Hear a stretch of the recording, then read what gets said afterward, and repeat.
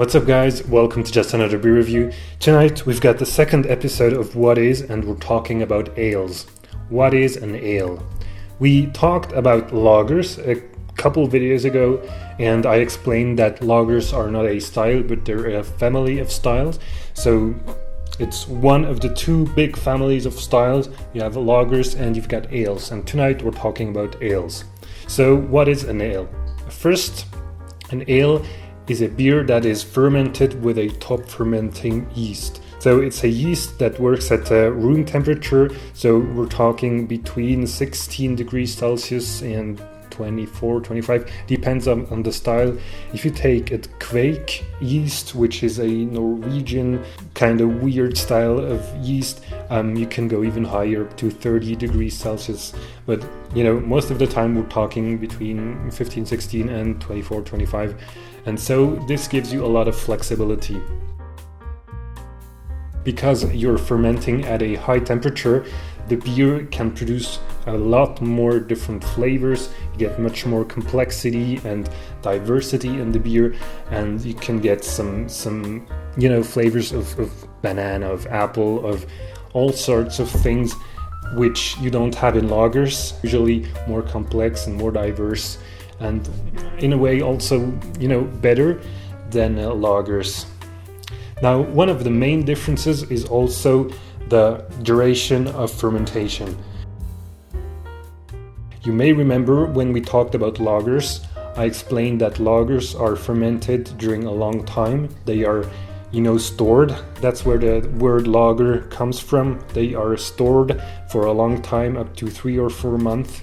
And this allows the beer, to settle down and really become clear.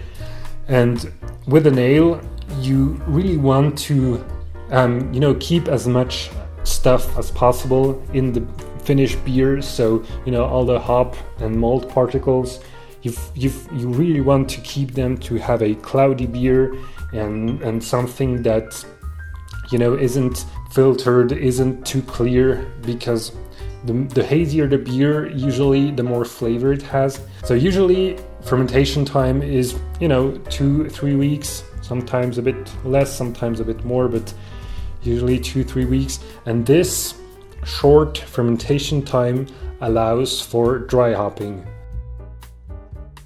So dry hopping is the process of adding hops during the fermentation process.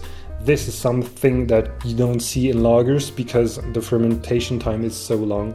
In ales, you can throw some hops into the fermentation bucket, and this will give a lot of fresh, fruity and bloomy flavor to the beer, and you can really play with that. And as you may know, today we've got a lot of these DDH double dry hop beers.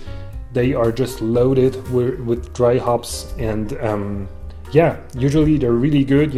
They've got a lovely nose, and this is really something that you can't do with an ale, because if you let hops in the fermentation tank for 3 months, then the whole will just be disgusting. The hops turn bad and the beer turns bad, and but with an ale, if you let the hops in the fermentation tank for, let's say, a week or a couple days, well, it's really gonna add a lot of flavor and that fruitiness that we all love. And that's why ales are much more suited to be dry hopped than lagers. So all in all, I think ales are a very interesting group of styles. You've got all different sort of things. You've got pale ales, you've got IPAs, you've got some darker things like stouts and porters.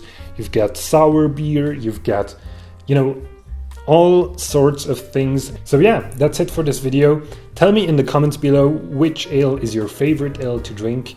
And I hope you liked the video. If you did, please give a thumbs up and subscribe to the channel, and I'll see you in the next video. Cheers!